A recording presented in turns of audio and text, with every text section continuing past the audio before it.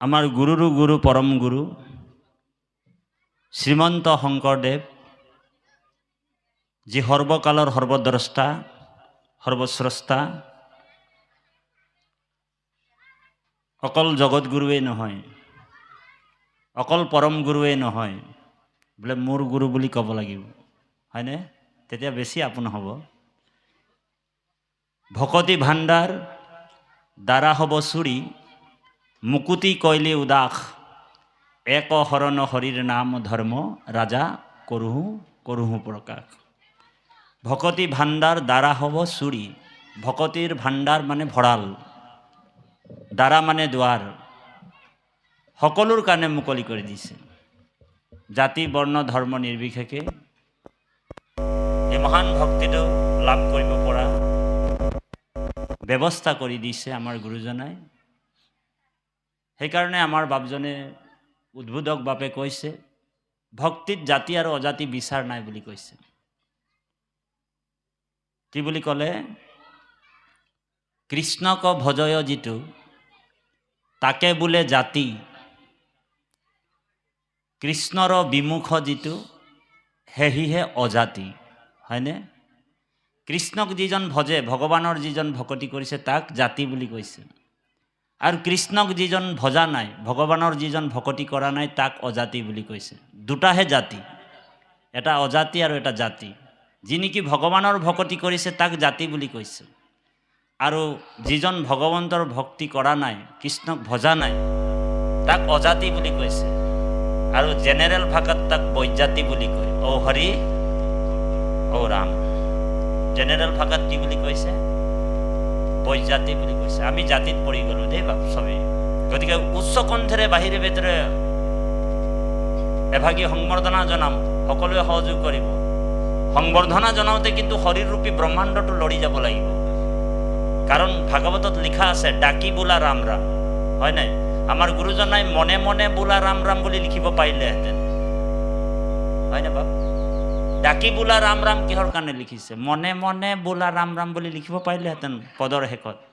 ইয়াৰ ৰহস্যটো আমি পিছত ভেদ কৰিম যদি থাকোঁ, আৰু যদি অহৰি অৰাম হৈ যাওঁ তেনেহ'লে আজি ভেদ নহ'ব, গাড়ীৰ পিছফালে লিখা থাকে ন, আকৌ আহিম দে বাপ। উচ্চ কণ্ঠেৰে বাহিৰে ভিতৰে কওক, জয় জগতগুৰু শ্ৰীমন্ত শংকৰদেৱ জয়। কি ৰকম মানুহ ৰে! গুৰুৰ নাম লৈছে, এইফালে বাহিৰৰ ফালৰ পৰা মাতেই অহা নাই।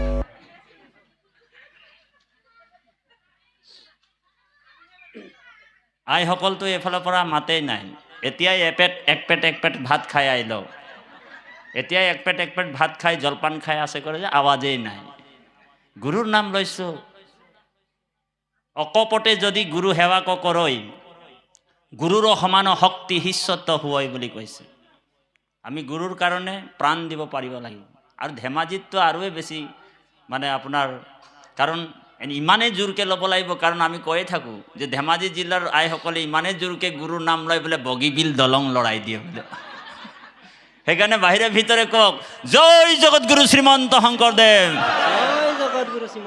কি ৰকম মানুহ ৰে! আৱাজেই নাই ওলাইছে। গুৰুৰ নাম আটাইতকৈ ডাঙৰ ৰহস্য ভক্তিটো আজি আপুনি মই এই স্থানত কৰি আছোঁ। ভগৱান গীতাত অৰ্জুনক কৈছে, হে অৰ্জুন, য়ে ৰাম মোৰ জন্ম কৰ্ম মুহুৰে হে গুণ নাম,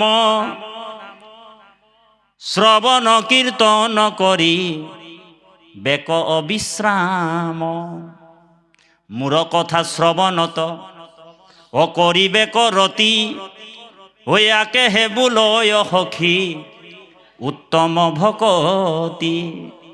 আজি আপুনি মই উত্তম ভকতি কৰি আছোঁ, ইয়াতকৈ ওপৰৰ আৰু ভকতি নাই বুলি কৈছে। গীতাত অৰ্জুনক কৈছে, অৰ্জুনক, হে অৰ্জুন, মই সকলোৰ হৃদয়তে আছোঁ। মানুহবিলাকে বিচাৰি বোলে মোক যেনি তেনি খেদি খেদি গৈ থাকে। পৰশুৰাম কুণ্ডত যায়, তাত ভগৱানটো 100% আছে। ঢেকীয়াখোৱা নামঘৰ যায় বোলে, তাত 100%। ডাঙৰ ডাঙৰ টিলিঙা মন্দিৰ যায়, তাত 100% ভগৱান আছে, তাত শৰাই দিব লাগিব। কিন্তু আমাৰ হৃদয়ত যে ভগৱন্ত আছে, আমাৰ প্ৰাথমিকত নামঘৰ যে 20% আছে, এই বুলি ভাবি ইয়াত শৰাইখন নিদিয়ে। অ হৰি অ ৰাম। গীতাত অৰ্জুনক কৈছে, হে অৰ্জুন, মইতো সকলোৰ হৃদয়তে আছোঁ দেখোন। য়ে ৰাম সমস্ত প্ৰাণীৰ মই, ওই আত্মা অন্তৰ্যামী হুভা হুব ফলদাতা সাক্ষী ৰূপে স্বামী। সমস্ত প্ৰাণীৰ মই আত্মা অন্তৰ্যামী হুবা হুব ফলদাতা সাক্ষী ৰূপে স্বামী। মই সাক্ষী ৰূপে সকলোৰ হৃদয়তে বহি আছোঁ। গতিকে সেই পৰমাত্মাক সেইকাৰণে আমাৰ গুৰুজনাই কৈছে, দেৱৰ ঈশ্বৰ হৰি তাংক মহাযত্ন কৰি লৈও এক হৰণ সাক্ষাৎ, যাৰ ইচ্ছা মুখ্য পাইবে নলাগে দূৰক যাইবা আশা হৰি হবাৰো হিয়াত। আমাৰ হৃদয়তে ভগৱন্তক লগ কৰাই দিলে। কোনে কৰাই দিলে? সেইটো গুৰুৰো গুৰু, পৰম গুৰু জগতগুৰু শ্ৰীমন্ত শংকৰদেৱ। অকল জগতগুৰু ক'লে নহ'ব, বোলে মোৰ গুৰু বুলি ভাবিব লাগিব। আটাইতকৈ ডাঙৰ দুৰ্ভাগ্যৰ কথা, আমাৰ ককাই ভাইসকলে আজিলৈকে গুৰুক চিনি পোৱা নাই। ঔ হৰি ঔ ৰাম, বৰ দুৰ্ভাগ্যৰ কথা। অন্য অন্য গুৰুবিলাকক আশ্ৰয় লৈছে কল্যাণ হ'বৰ কাৰণে, কিন্তু মাধৱদেৱে ষ্টাম্প মাৰি থৈ দিলে, শংকৰেহে শুদ্ধমত শাস্ত্ৰৰ তত্ত্বক ভেদি প্ৰচাৰিলে কৃষ্ণৰ ভক্তি, তাংক এৰি কি কাৰণে আনক বোলয় গুৰু, কিনো লোক মহামূঢ় মতি। হয়নে? কিন্তু সেই গুৰুজনাক আজিলৈকে বহুত চিনিয়ে পোৱা নাই। আমি নাম নকওঁ গুৰুবিলাক, ঢেৰেই গুৰু ওলাই গৈছে। আমাৰ বাগানৰ ভাষাত কৈছে গুৰুবিলাকৰ নাম। আমি এতিয়া নকওঁ বাৰু এইখিনি কথা, কাৰণ ছ'চিয়েল মিডিয়াটো বহুত ষ্ট্ৰং আছে, মানুহে দুখ পাই যাব, কষ্ট পাই যাব। এতিয়া আমি ভাগৱতৰ কথালৈ গুচি আহোঁ। পৰীক্ষিতৰ উত্তম প্ৰশ্ন, পৰীক্ষিতে উত্তম প্ৰশ্ন কৰিছে কি? ইয়তা পিচ্ছামি সংসিদ্ধিনাম যোগিনাম পৰমম গুৰু পুৰুষেয় ইয়ৎকাৰ্য মৃয় মানৈছ সৰ্বদা। শুকগুৰুক লগ পাই সেৱা এটা ল'লে পৰীক্ষিতে। তাৰপিছত কৈছে, তোমাৰ চৰণে মৰণ সময়ে পুছুহু প্ৰভু সাম্প্ৰত মিৰিয়মান লোক সদায় কি কৰ্ম কৰিবে ইটো লোকত। পৰীক্ষিত জগত কল্যাণৰ প্ৰশ্ন কৰিছে। আমাৰ প্ৰশ্নবিলাক সদায় জগত কল্যাণৰ হ'ব লাগিব, জগতৰ হিতৰ প্ৰশ্ন সুধিছে। পৰীক্ষিত মৃত্যু 7 দিনৰ পিছত মৃত্যু হ'ব পৰীক্ষিতৰ। পৰীক্ষিতে ঔষধ বিচাৰিছে যে মৃত্যুৰ পৰা বাচিব পৰা ঔষধ কাৰোবাৰ ওচৰত আছে নেকি। ঋষিমুনি সমাজক মাতি এজনে কৈছে বোলে যজ্ঞ কৰা, এজনে কৈছে দান দিয়া, এনেকুৱা দৰৱবিলাক দিছে। কিন্তু পৰীক্ষিতৰ সময় সীমাটো মানে সিমান নহ'ব যজ্ঞ যাগ কৰিবৰ কাৰণে। পৰীক্ষিতে কৈছে, এজনে কৈছে যজ্ঞ কৰা বোলে কিমান দিন, বোলে 100 বছৰ। বাজপেয়ী যজ্ঞ কৰিবলৈ 100 বছৰ, ৰাজখুই যজ্ঞ কৰিবলৈ 100 বছৰ, অশ্বমেধ যজ্ঞ কৰিবলৈ 100 বছৰ। পৰীক্ষিত কৈছে বোলে মই মৰিম 7 দিনৰ পিছত, মোৰ ওচৰত মাত্ৰ 7 দিন আছে, আৰু তোমালোক যজ্ঞ কৰিবলৈ 100 বছৰ কৈছা। এইটো দৰৱ মোৰ কাম নহয়, এইটো দৰৱ মোক, এই ঔষধে মোক ভাল কৰিব নোৱাৰে। এজনে কৈছে বোলে দান দিয়া, কিমান দিন, বোলে 9 মাহ। বোলে মই জীয়াই থাকিম 7 দিন আছে, হয়নে বাৰু? আৰু দান দিবলৈ কৈছে 9 মাহ। তো এনেকুৱা দৰৱবিলাক, এনেকুৱা মহা ঔষধিবিলাক পৰীক্ষিতক ভাল কৰিব নোৱাৰে। শুকগুৰুৱে কৈছে তোমাৰ কিমান টাইম আছে, বোলে 7 দিন। তোমাৰতো 7 দিন বোলে বহুত টাইম আছে, মই তোমাক 2 দণ্ডতে গতি দি দিম বুলি কৈছে। এইটো প্ৰথম স্কন্ধতে ওলাব, এই দ্বিতীয় স্কন্ধতে। গতিকে পৰীক্ষিতৰ নিচিনা আমাৰ উত্তম প্ৰশ্ন হ'ব লাগিব। কিন্তু ভকতসকলে ক'ৰবাত গ'লে আমাক প্ৰশ্ন সুধি দিয়ে, না নিজৰ কল্যাণ হ'ব প্ৰশ্নটোত, না বোলে জগতৰ কল্যাণ হ'ব। বোলে কেনেকৈ প্ৰশ্ন সোধে?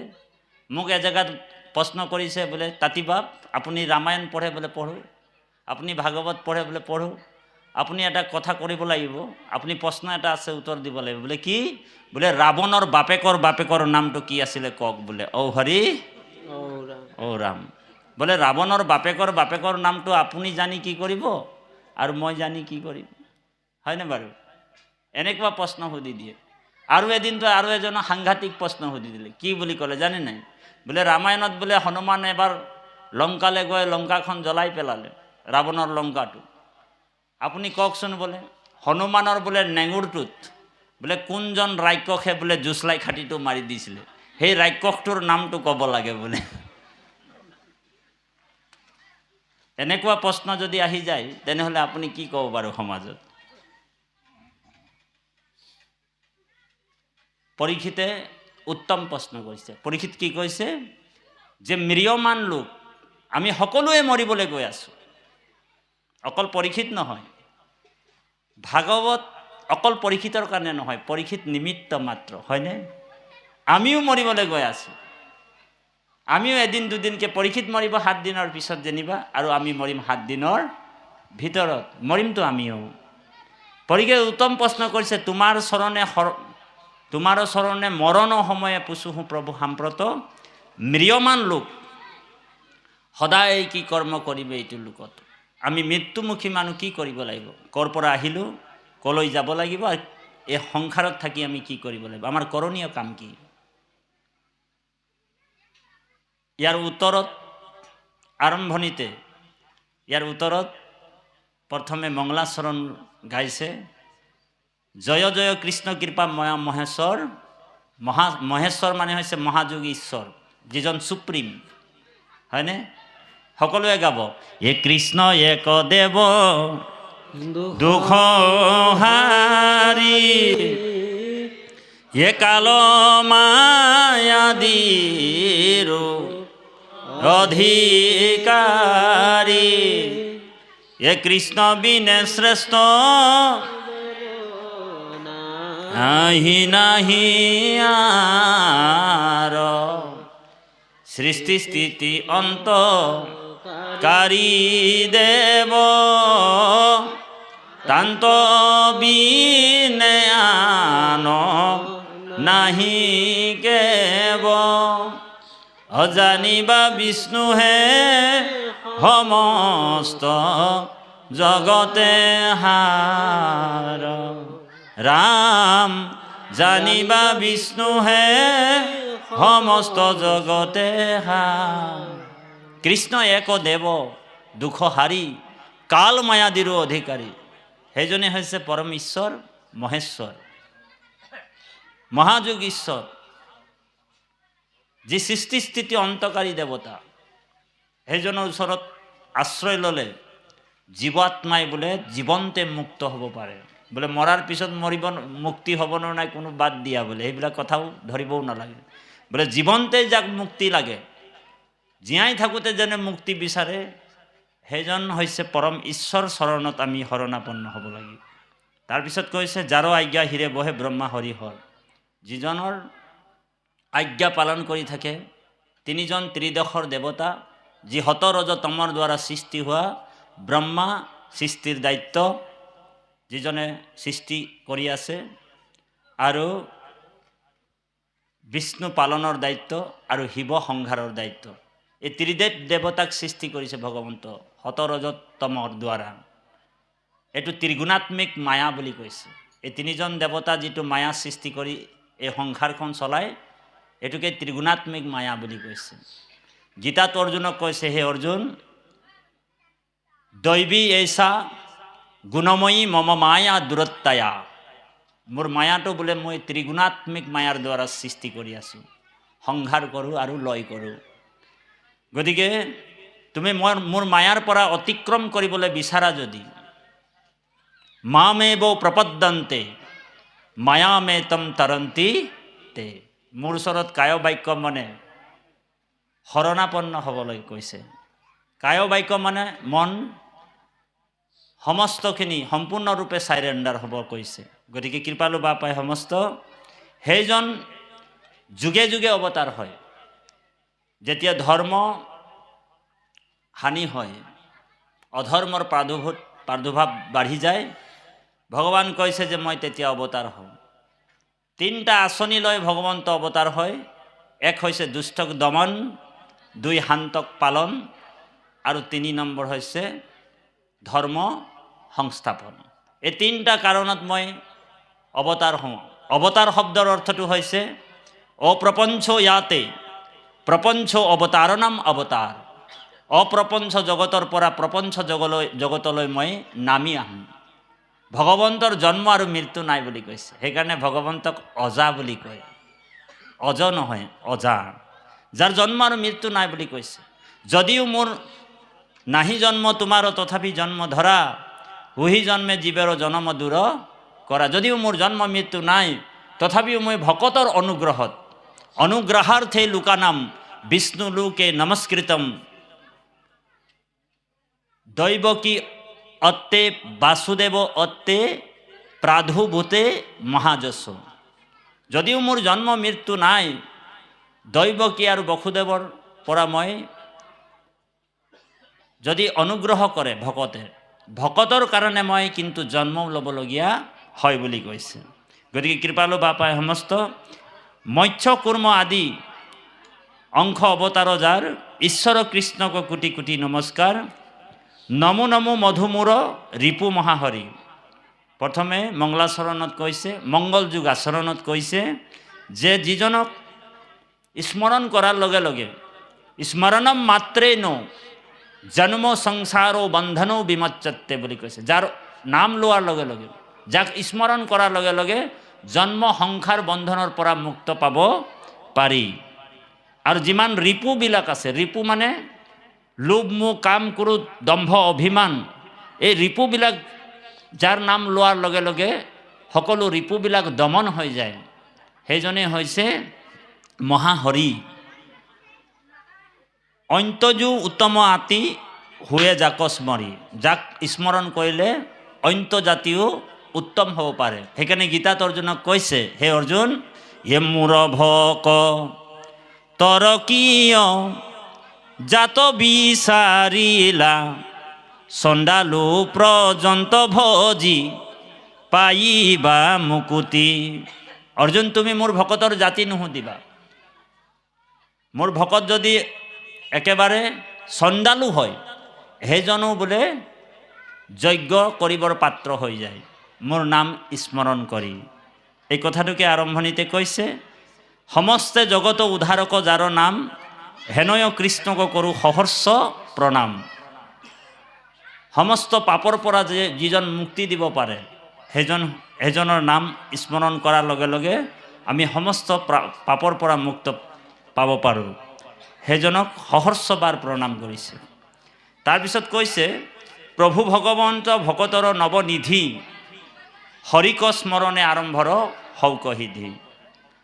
প্ৰভু ভগৱন্ত ভকতৰ নৱনিধি, নৱনিধি মানে নবিধ ভক্তিৰ দ্বাৰা যাক আৰাধনা কৰি আমি সিদ্ধি লাভ কৰিব পাৰোঁ। নবিধ ভক্তি কি কি? বোলে শ্ৰৱণম কীৰ্তনম বিষ্ণু স্মৰণম অৰ্চনম বন্দনম দাস্যহাখ্য আত্মনিবেদনম ইতি পুমাচাপিত বিষ্ণু ভক্তি ছ নৱলক্ষণ। শ্ৰৱণ কীৰ্তন অৰ্চন বন্দন এনেকুৱা নবিধ ভক্তি আছে। তাৰ ভিতৰত শ্ৰেষ্ঠত্বৰ ভক্তিটোহে হৈছে শ্ৰৱণ আৰু কীৰ্তন। শ্ৰৱণটোক আগ কৰিছে আৰু কীৰ্তনটোক পাছ কৰিছে। শ্ৰৱণ মানে কি এইটো জানিব লাগিব। আমি এতিয়া শ্ৰৱণ বুলি কৈছোঁ, শ্ৰৱণ কাক কৈছে? শ্ৰৱণ মানে চব কথা শুনাটোকে শ্ৰৱণ নকয়। শুনাটোকে শ্ৰৱণ কয়, কিন্তু চব কথা শুনাটোক শ্ৰৱণ নকয়। আজি আমি ভাগৱতলৈ আহিছোঁ, এইফালে আইসকলে কথা পাতি আছে, এইটোও আমাৰ কাণত আহিছে। ৰেলখন ঝকঝক গৈছে, এইটোও আমাৰ কাণত আহিছে। সেইটো কি বুলি কৈছে? শ্ৰৱণ নকয়। শ্ৰৱণ কাক কৈছে? য'ত নেকি মন প্ৰাণ আত্মা একাগ্ৰতা হয়, যিটো কথা আমি শুনো সেইটোকেহে শ্ৰৱণ কৈছে। গতিকে যেতিয়া পৰীক্ষিতে শ্ৰৱণ কৰিছিলে, সেই তেনেকুৱা ধৰণৰ শ্ৰৱণ কৰিছে। সেইকাৰণে শুকগুৰুৱে দুটা চৰ্ত বান্ধি দিছিলে পৰীক্ষিতক। কি চৰ্ত? হে পৰীক্ষিত, মই তোমাক ভাগৱতৰ কথা কম, যিমানকণ সময় তোমাৰ আগত ভাগৱতৰ কথা কম, সিমানকণ সময় কিন্তু তোমাৰ মনটো তুমি ইফালৰ পৰা ইফালে নিব নোৱাৰিবা। এই স্থানৰ পৰা তুমি কেনিও নিব নোৱাৰিবা। এইটো বান্ধি দিছিলে চৰ্ত। বোলে কিয় গুৰুদেৱ?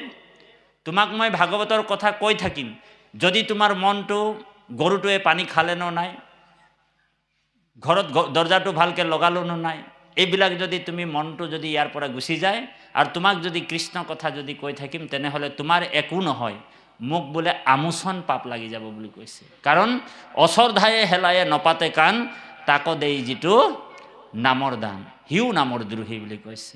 সেইকাৰণে শ্ৰোতা দুই প্ৰকাৰৰ হয়, এটা প্ৰবৰ শ্ৰোতা আৰু এটা হৈছে অবৰ শ্ৰোতা। মনটোতে গোটেই বিশ্ব ব্ৰহ্মাণ্ডটো সোমাই আছে। গীতাত অৰ্জুনক কৈছে, হে অৰ্জুন, মনো এব মনুষ্যা নাম কাৰণম বন্ধা মুক্ষয়। মনটোৱে আমাক বান্ধিবও পাৰে আৰু মনটোৱে আমাক খুলিবও পাৰে। মনটোতে গোটেই ব্ৰহ্মাণ্ড সোমাই আছে। অনাদিপাতন ভাগৱতৰ আৰম্ভণিতে গুৰুজনাই কৈছে, এই ৰাম মনে পাপ পুণ্য স্বৰ্গ, ইয়ে মনেহে নৰক, মনেহে কৰিছে ভেদ, আপোন পৰক। যতেক ইন্দ্ৰিয় গণ, হে মনৰ অধীন, মনৰেহে আজ্ঞা পালি, থাকে ৰাত্ৰি দিন। ইয়ে মনে উপজয় জানা, হে মনে হে মৰণ, মনুষ্যৰ মনে বন্ধ, মুখ্যৰ কাৰণ। মনটোৱে আমাক বান্ধিবও পাৰে আৰু মনটোৱে আমাক খুলিব পাৰে। চাবিও এটা আৰু তলাও এটা। এফালে ঘূৰাই দিলে বন্ধ হৈ যাব, এফালে ঘূৰাই দিলে খোল খাই যাব, হয়নে? সেইকাৰণে শ্ৰোতা দুই প্ৰকাৰৰ হয়। এটা হৈছে প্ৰবৰ শ্ৰোতা আৰু এটা হৈছে অবৰ শ্ৰোতা। প্ৰবৰ শ্ৰোতা কেনেকুৱা আৰু অবৰ শ্ৰোতা কেনেকুৱা, এই দুটা কথা কৈ আপোনাসৱৰ মাজৰ পৰা আমি যাম। আমাৰ পৰম শ্ৰদ্ধাৰ বাপজনক আমাৰ কোনোবা এজন ব্যাখ্যাকাৰক মাতিব। মই বেছি সময় নাথাকোঁ বুলি আকৌ আগতেই আপোনালোকক কৈ দিলোঁ যে গাড়ীৰ পিছফালে আকৌ আহিম বুলি লিখা থাকে, হয়নে বাৰু? আজিকালি নিলিখাই বাৰু। মনটো আমাৰ স্থিৰ কৰিব লাগিব। সেইকাৰণে প্ৰবৰ শ্ৰোতা কেনেকা বুলি কৈছে, প্ৰবৰ শ্ৰোতা হৈছে ৰাজহাঁহৰ নিচিনা। ৰাজহাঁহক যদি আপুনি গাখীৰ আৰু পানী মিক্স কৰি দিয়ে, ৰাজহাঁহে অকল গাখীৰটো খাই দিব আৰু পানীটো এৰি দিয়ে। তেনেকুৱা আমি ভাগৱতৰ কথা শুনিবলৈ আহিম, কৃষ্ণ কথা শুনিবলৈ আহিব লাগিব। লাগিলে 2 ঘণ্টা হওক, 10 মিনিট হওক, লাগিলে আধা ঘণ্টা হওক, ইমান একাগ্ৰতাৰে আমি শ্ৰৱণ কৰিব লাগিব যেনেকৈ পৰীক্ষিত কৰিছিলে। তেতিয়া আমাৰ কল্যাণ হ'ব। নহ'লে আমাৰ 80 বছৰ হৈ গ'ল ভাগৱতৰ কথা শুনিয়ে আছোঁ, পঢ়িয়ে আছোঁ, আমাৰ জীৱনত যদি ৰূপান্তৰ একোৱেই ঘটা নাই, আমাৰ জীৱনত যদি বৈৰাগ অহা নাই, আমাৰ বিৰক্তি অহা নাই, তেনেহ'লে ভাগৱতৰ কথা আমি 80 বছৰ কি জীৱনৰ শেষ মুহূৰ্তলৈকেও ভাগৱত পঢ়িও আমি ইয়াৰ পৰা জ্ঞান অৰ্জন কৰিব নোৱাৰিম। সেইকাৰণে কৈছে যে শ্ৰোতা 2 প্ৰকাৰ, এটা হৈছে প্ৰবৰ শ্ৰোতা আৰু এটা অবৰ শ্ৰোতা। প্ৰবৰ শ্ৰোতা হৈছে ৰাজহংস আৰু অবৰ শ্ৰোতা কেনেকৈ বোলে যেনেকৈ বৃষ মানে ষাঁড় গৰু, যেনেকৈ অজ মানে ছাগলী। কিছুমান মানুহ ভাগৱতলৈ যাওঁ বুলি আহি যায়, নামঘৰলৈ যাওঁ বুলি আহি যায়, নামলৈ বুলি আহি যায়, ধুনীয়াকৈ ড্ৰেছ লগাই সাজি কাচি আহি যায়, এফালে নামাচাৰ্য নাম গাই থাকে। তেওঁ কি কৰে, এটা খুঁটা লৈ কিনি ধুনীয়াকৈ আউজি কিনি বহি যায়। দে বাপ, আপোনাক কোৱা নাই দেই, ঔ হৰি ঔ ৰাম। ধুনীয়াকৈ আউজি কিনি বহি যায় আৰু এফালে নামাচাৰ্যই নাম গাই থাকে, তেওঁ ভালকৈ টোপনিয়াই যায়। যেনেকৈ বৃষ ষাঁড় গৰু বোলে গোহালিতো শুই যায়, পাকঘৰৰ কিবা বস্তু থাকিলে তাৰ খাই বৈ তাতো শুই যাব, পাকঘৰতো য'তে পায় তাতে যেনেকৈ ষাঁড় গৰু শুই যায়, ঠিক তেনেকৈ আহিয়ে নামঘৰলৈ আহে আৰু ধুনীয়াকৈ খুঁটা এটা নিৰ্বাচন কৰি তাত বহি লয় আৰু ধুনীয়াকৈ টোপনি এটা মাৰি লয়। আৰু যেতিয়া নাম শেষ হৈ যায়, প্ৰসাদৰ টোপোলাটো ল'ব আৰু ঔ হৰি ঔ ৰাম হৈ যায়। এনেকুৱা শ্ৰোতা হ'লে আমি নহ'ব। কোনোদিনে আমাৰ জীৱনত আমি সেই ভগৱন্তৰ তত্ত্বজ্ঞান, পাৰমাৰ্থিক দৰ্শন নাপাম, বুজিছেনে বাপ? অজ মানে ছাগলী কেনেকৈ? ছাগলীয়ে যেনেকৈ আমাৰ ভাগৱত এইফালে চলি আছে, আইসকল চাব কোনোবা জেগাত গ্ৰুপ পাতি কথা পাতি থাকে, বুজিছেনে? হৰি কীৰ্তনত যিজনে থাকে আনৰ কথা পাতি, অন্তকালে নিয়াত আকৌ যমদূতে কৰয় উগ্ৰ শাস্তি বুলি কৈছে নামঘোষাত, হয়নে? হৰি কীৰ্তন এফালে চলি আছে, কিন্তু গ্ৰুপ পাতি যদি আমি কথা পাতি থাকোঁ, তেনেহ'লে কি হ'ব বুলি কৈছে? অজ নিচিনা। অজয় কি কৰে? ছাগলীয়ে বোলে লেব লেব লেব লেব লেব লেব লেব লেব লেব লেব কৰি থাকিব, নিজেও বোলে কৃষ্ণ কথা নুশুনিব আৰু আনকো ডিষ্টাৰ্ব কৰি থাকে। ঔ হৰি ঔ ৰাম। বাহিৰে ভিতৰে সকলোৱে উচ্চ কণ্ঠৰে কৃষ্ণ বুলি ক'ব, কৃষ্ণ কৃষ্ণ। কি ৰকম মানুহ ৰে? নাম আমাৰ হৃদয়তে আছে, নাম বাহিৰত নাই। ইয়াৰ মাজে নামৰ ভাণ্ডাৰ মুখে বাজ হয়, হয়নে? নাম আমাৰ হৃদয়ত আছে নাই? নাম আমি হৃদয়তে পাম, আমি বেলেগ জেগাত নামক বিচাৰি গ'লে নহ'ব। গীতাত অৰ্জুনক কৈছে মই পাছে ভয়লো আগে ভয়লা না, মোৰ নাম আগতেহে হৈছে। নামৰ মহিমা কওঁতে কওঁতে ভগৱন্ত নিজেই চকু পানী ওলাই গ'ল, প্ৰেমে গদগদ হৈ গ'ল। উদ্ধৱক কৃষ্ণক কৈছে এই উদ্ধৱ মোৰ প্ৰেম ভক্তিৰ নিচিনা আৰু ভক্তি নাই। বাক গদগদা দৰ্বতে এ শোচিতম ৰুদত্তে ভীষণম হাসিত্য কছিচ্ছ বিলয় যে উদ্গাৱত্তে নৃত্যতস্য মদ ভক্ত যুক্ত ভুৱনম পুন। মোৰ ভকতে কেতিয়াবা কেতিয়াবা মোৰ নাম লৈ লৈ বোলে মাটিত বাগৰি দিব বুলি কৈছে। সকলোৱে ধৰিব, নাম এষাৰ ধৰিছোঁ, জয় জয় ৰাম শ্ৰী ৰাম জয় হনা। আনন্দ মনে গাও, হে রাম জয় জয় রাম জয় শ্রী রাম জয় সনাতন হরি। হে রাম হরি নাম রখে বৈকুণ্ঠ প্রর কাখে প্রেম অমৃতর নদী। হে জয় জয় রাম জয় শ্রী রাম জয় সনাতন। হে রাম শ্রীমন্ত শংকৰে পাৰ ভাঙি দিলে বহে ব্ৰহ্মাণ্ড ভেদি।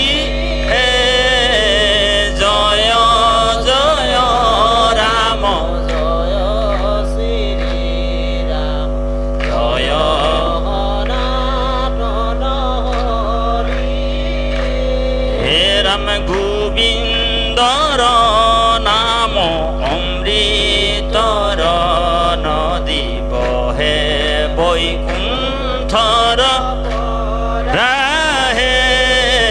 জয় জয় রাম জয় শ্রী রাম জয় হনা। সনাতন হরি। হে রাম জয় জয় রাম জয় শ্রী রাম জয় সনাতন হরি। হে রাম রাম জয় জয় রাম জয় শ্রী রাম জয় সনাতন হরি। হে রাম হরি ভক্তি দান দিয়া জগতক তাৰিলা সংসাৰ। হে ৰাম জয় জয় ৰাম জয় শ্ৰী ৰাম জয় সনাতন হৰি। হে ৰাম হেনয় কৃপালু শংকৰ বিনাই নাই নাই নাই আর বন্ধু। হে রাম রাম জয় জয় রাম জয় শ্রী রাম জয় সনাতন হরি। হে রাম শ্রীমন্ত শংকৰ হৰি ভকতৰ জানা যেন কল্পতৰু। হে জয় জয় ৰাম জয় শ্রী রাম জয় সনাতন হরি। হে রাম তাহান তবি নাই নাই নাই নাই আমার পরম গুরু। হে জয় জয় রাম জয় শ্রী রাম জয় সনাতন হরি। হে রাম তাহান তবি নাই নাই নাই নাই আমার পরম গুরু। হে জয় জয় রাম জয় শ্রী রাম জয় সনাতন হরি। কৃষ্ণ উচ্চ কণ্ঠেৰে বাহিৰে ভিতৰে আনন্দ মনে লগ কৃষ্ণ। হে মাধৱে বুলন্ত মুক কৃষ্ণ কৃষ্ণ কৃষ্ণ বুলি সদায়ে সুমৰে যিটো নৰ।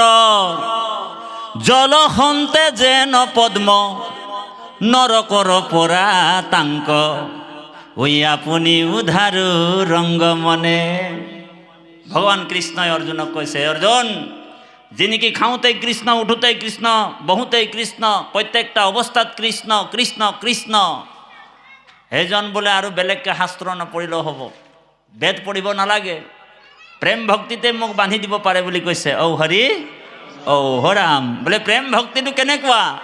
উদ্ধৱক কৃষ্ণই কৈছে, উদ্ধৱ এ ৰাম প্ৰেম ভকতিৰ চিহ্ন, এ শুনি উদ্ধৱ হৰি হৰি বুলন্তে অল্লুতক যাৰ শ্ৰৱে।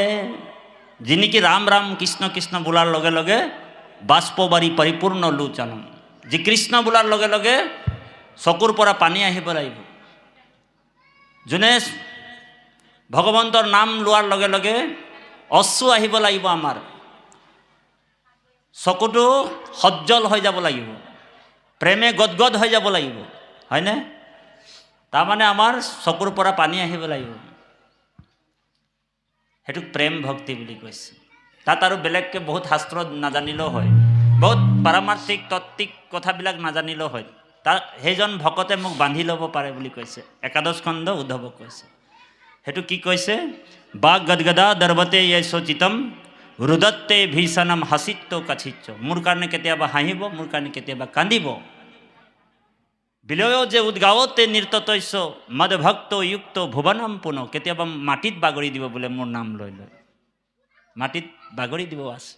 আপোনালোক জানে ভাগৱত শোভাযাত্ৰা যেতিয়া আইসকলে এনেকুৱা গাই গাই গৈ থাকে, জয় হৰি, আইসকলৰ চাদৰবিলাক মাটিত চুচৰি চুচৰি গৈ থাকে, আই ক'বই নোৱাৰে, লাষ্টত ক'বলগীয়া হৈ যায়, কৃষ্ণ আইগৰাকী আপুনি চাদৰটো উঠাই লওক। আইগৰাকী তেতিয়া নিজৰ জ্ঞান আহি যায়, চাদৰটো উঠাই লয়, হয়নে? গতিকে এইটো হৈছে প্ৰেম। সেই প্ৰেম ভক্তিটোৰ মূল হয়, প্ৰেম ভক্তিয়ে মূল। সেইকাৰণে কৈছে উদ্ধৱক, এ ৰাম প্ৰেম ভকতিৰ চিহ্ন, এ শুনি উদ্ধৱ হৰি হৰি বুলন্তে অল্লুতক যাৰ শ্ৰৱে। অ মোৰ কথা শুনন্তে এ হৰিৰ ৰোমাঞ্চিত, জানা তাৰ পৰম পবিত্ৰ ভৈলাচিত।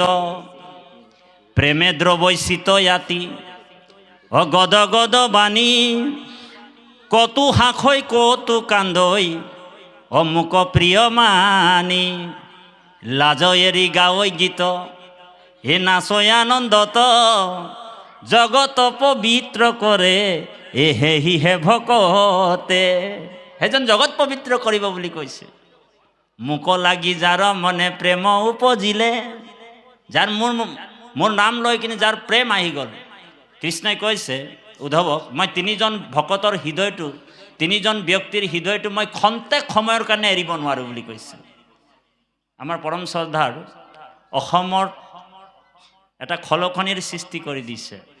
আমাৰ আই মাতৃৰ আদৰ্শ স্বৰূপ আমাৰ পৰম শ্ৰদ্ধাৰ মন্দিৰা ভৰালী আই প্ৰভু আমাৰ মাজত আসন অলংকৃত কৰি আসনৰ হস্ত বৃদ্ধি কৰি আছে। আমি তেৰাৰ শ্ৰী চৰণ কমলত কোটি কোটিবাৰ ভক্তিপূৰ্ণ সেৱা নিবেদন জনোৱা হৈছে। আৰু আইগৰাকীৰ সুস্বাস্থ্য আৰু দীৰ্ঘায়ুৰ কামনা কৰিছোঁ। আমি যোৱাৰ পিছত আইগৰাকীয়ে আপোনাসৱক মুখল বৰষুণৰ দ্বাৰা অমৃত পান কৰাব। ঔ হৰি ঔ ৰাম। তাৰপিছত কি হ'ল, যিটো প্ৰেম ভক্তি, কৃষ্ণ নাম ল'বলৈ লাজ আৰু ভয় কৰিব নালাগে। আপুনি যেনিবা কোনোবা গাঁৱলীয়া মানুহ এজনক, আপুনি ধৰি লওক এই প্ৰাথমিকত বা এই অঞ্চলটোত এজন নামাচাৰ্য ধৰি লওক, আপুনি যেনিবা এই জেগাটোৰ নামাচাৰ্য, ভাল নাম গায়, ভাল পাঠকী, ভাল ব্যাখ্যাকাৰক, ভাল সত্ৰাধিকাৰ। আপোনাক যেনিবা ৰাস্তাত কোনোবা এজন গাঁৱলীয়া মানুহ পাই গ'ল, লগ পটককৈ কৈ দিলে কৃষ্ণ বাপ বুলি, আপুনি যদি কয় অঁ অঁ অঁ অঁ অঁ অঁ এনেকুৱা যদি কৈ দিয়ে, তেনেহ'লে না আপুনি বোলে নামাচাৰ্য, না বোলে পাঠকী, না ব্যাখ্যাকাৰক, না বোলে সত্ৰাধিকাৰ, বোলে একোতেই নাই। বোলে কেলে? বোলে কৃষ্ণ নামত যাৰ প্ৰেমেই নাই, তেওঁ একো পদৰ মানে যোগ্যতা নাই। গতিকে তেওঁ যদি কৃষ্ণ বুলি কৈছে আপোনাক, আপুনি 10 গুণ ওপৰত মানে কৃষ্ণ নামত মানে আপুনি ডাকিব পাৰিব লাগিব। তেখেতে কৃষ্ণ কৈছে, আপুনি 10 গুণ ওপৰত কৃষ্ণ ক'ব লাগিব। তেওঁ যদি কৈছে কৃষ্ণ বাপ, আপুনি কৃষ্ণ বাপ বুলি কৈছে ক'ব লাগিব, হয়নে? য'তে থাকে মোৰ ভক্ত উদাৰ চৰিত্ৰ, কীট পতংগক কৰে তেখনে পবিত্ৰ। সেইকাৰণে কৈছে যে প্ৰেম ভক্তিটো মূল। কাৰণ গুৰুজনাই আমাৰ কৈছে যে নলাগে বিস্তৰ শাস্ত্ৰ জানিবে ক, হয়নে? তপ জপ যজ্ঞ হবে বিড়ম্বন, কেৱলে ভক্তিত তুষ্ট সুন্ত নাৰায়ণ। খালি 5টা আমাৰ কাঁইট আছে, সেই 5টা কাঁইটক আমি গুচাই ল'ব লাগিব। ভক্তিৰ মানে ৰাস্তাটোত 5টা কাঁইট লাগি থাকে। সেই 5টা কাঁইট আমি যেতিয়ালৈকে নুগুচে আমাৰ শৰীৰৰ পৰা, 5টা বেয়া ব্যৱহাৰ আমাৰ পৰা যদি নাতৰে, তেতিয়া ভক্তিটো সিদ্ধি নহয় বুলি কৈছে। আমি দাসৰো দাস হ'ব লাগিব। সেইকাৰণে গুৰুজনাই কৈছে নহো জানা আমি 4 জাতি। সেই 5টা কাঁইট কি কি? বোলে জাতি বিদ্যা মহতঞ্চ, রূপ যৌবনৌ মে বৈশ্য, যত্নে ন পরিত্যজ্য, পঞ্চতানি ভক্তি কণ্টক। জাতি বোলে জাতি বোলে মই আমুক জাতিৰ, আমি তামুক জাতিৰ, এনেকুৱা অভিমানবিলাক যদি থাকে বোলে, তেতিয়াও ভগৱন্তৰ ভক্তিৰ পৰা বাধা হৈ যাব। যদি জাত্য অভিমান থাকে, বিদ্যাৰ অভিমান থাকিব পাৰে, বোলে বিদ্যা বোলে মই ইয়াৰ বোলে এই অঞ্চলটোৰ বোলে ডিগ্ৰীধাৰী বুলি কৈ অভিমান আহিব পাৰে, হয় নাই? ৰূপতো অভিমান আহিব পাৰে, মই ইয়াৰ ভিতৰত ইমান ধুনীয়া মানুহ, মই বোলে কোলা কোলা মানুহৰ লগত কেলে হম, এনেকুৱা অভিমান আহি যাব পাৰে। গতিকে এই বেয়া ব্যৱহাৰবিলাক, এই বস্তুবিলাক আমি আঁতৰাই আমি ভগৱন্তক অৰ্পণ কৰি সকলো বস্তু অৰ্পণ কৰিব লাগিব। যতেক সুকৃতি মানে কৃষ্ণত অৰ্পিব বুলি কৈছে। যিমান যি পাইছে, আপুনি মান পাইছে, সন্মান পাইছে, প্ৰতিষ্ঠা পাইছে, সকলো কৃষ্ণত অৰ্পণ কৰিব লাগিব। বোলে বেছি সন্মান আহি গ'লেও ভকতে সাৱধান হ'ব লাগিব। বোলে সাধু সদায় সাৱধান হ'ব লাগিব, হয়নে বাৰু? বোলে সন্মানটো কেনেকৈ বস্তু? বোলে সন্মানম সুৰাপানম, সন্মানটো মদতকৈও নিচা বস্তু বোলে। ঔ হৰি ঔ ৰাম। বেছি সন্মান আহিলে ভকত সাৱধান হৈ যায়। কাৰণ ভকত অকণমান জ্ঞানী থাকে, চতুৰ থাকে, জানে যে প্ৰভু সন্মান আহি গ'লে মই অকণমান বিচলিত হৈ যাব পাৰোঁ, সেইকাৰণে ভগৱন্তকে আগতীয়াকৈ অৰ্পণ কৰে। গতিকে কৃপালু বাপাই সমস্ত আমাৰ মনটো সদায় কৃষ্ণৰ চৰণত অৰ্পণ কৰি ৰাখিব লাগিব। কায় বাক্য সকলো অৰ্পণ কৰি ৰাখিব লাগিব। আৰু সকলো বস্তু আমি ভগৱন্তকে অৰ্পণ কৰিব লাগিব। গতিকে আমি গাড়ীৰ পিছফালে লিখা থাকে ন, আকৌ আহিম, আমাৰ আইগৰাকীক এই আসনলৈ আহিবলৈ সেৱা জনাইছোঁ। আৰু পুনৰ আমি কেতিয়াবা আপোনাসৱৰ মাজত আহিম। আৰু আপোনাসৱৰ দৰ্শন পাই আমি কি ক'লোঁ আপোনাসৱক, এইটো ডাঙৰ কথা নাই। আপোনালোক যদি সমাজত মাখি 2 প্ৰকাৰৰ হয়, এটা হৈছে ভেনা মাখি আৰু এটা হৈছে মৌ মাখি। আপোনাসৱ মৌ মাখিৰ নিচিনা হ'ব। ভেনা মাখিয়ে কি কৰে জানেনে? যিমানে আপুনি ভালকৈ গা পা ধুই ডিউড্ৰেণ্ট চেণ্ট লগাই থাকিব, ভেনা মাখিয়ে গৈ কিনি ঘাঁ টুকুৰাতে পৰি যায়। ঔ হৰি ঔ ৰাম। কিন্তু মৌ মাখি কি কৰে? মৌ মাখিয়ে সদায় লেতেৰা বস্তুৰ পৰা ভালটো লৈ লয়। গতিকে আপোনালোক বেয়াটোৰ পৰা আমাৰ ভালটো লৈ ল'ব বুলি আশা ৰাখি আমি এই আসন ভাগ আমাৰ পৰম শ্ৰদ্ধাৰ আইগৰাকীয়ে অৰ্পণ কৰি বাকী আপোনাসৱক অমৃত পান কৰাব। জয় গুৰু শংকৰ অপৰাধ বিনাশন। কৃষ্ণ।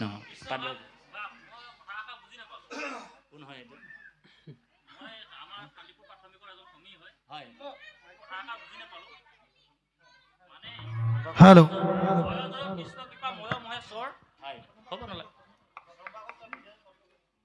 জয় জয় কৃষ্ণ কৃপা ময় মহেশ্বৰ, যাৰ আজ্ঞা শিৰে বহে ব্ৰহ্মা হৰি হৰ। এতিয়া আজ্ঞা কৰাজন কোন হয়?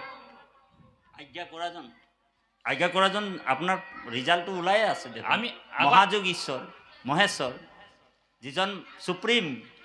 আমি আগতে আপোনাসৱক ব্যাখ্যা কৰি শুনাই দিলোঁ। কৃষ্ণতকৈ শ্ৰেষ্ঠ দেৱতা আৰু কোনো নাই, আছে নেকি? হয়, নাই। তেনেহ'লে আপুনি কৃষ্ণৰ চৰণতে আপুনি শৰণাপন্ন হৈ থাকে 3জন দেৱতাক, যি নেকি মাধৱদেৱে ঘোষাত লিখিছে, গোবিন্দ গোবিন্দ গোবিন্দ ৰাম মুৰাৰী, অনন্ত কোটি ব্ৰহ্মাণ্ডৰ হৰি অধিকাৰী। দে ভাব কৃষ্ণ হৰি, তাৰমানে ত্ৰিগুণাত্মিক মই মায়াৰ দ্বাৰা সৃষ্টি স্থিতি অন্ত কৰে। সেইকাৰণে নমো সমস্ত ভূতানামাদি ভূতায়ো অনেক ৰূপ ৰূপায়ো, তেওঁ অনেক ৰূপত ৰূপায়িত হ'ব পাৰে, বুজিছেনে বাব? গতিকে তেওঁ সৃষ্টি স্থিতি অন্তৰ কাৰণে 3জন দেৱতাক আপুনি 3য় স্কন্ধ ভাগৱত পঢ়িব।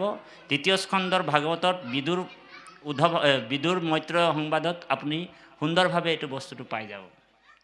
বনমালী প্ৰভু বুলি কৈছে, সেইজন তিনিজন দেৱতাক সৃষ্টি কৰিছে, সৃষ্টি স্থিতি অন্তকাৰী দেৱতা। সেইকাৰণে ব্ৰহ্মা আদি কৰি জীৱ যত ৰাম ৰাম ৰাম, মায়া শয্যা মাজে আশ্ৰয় ঘুমতি যায়।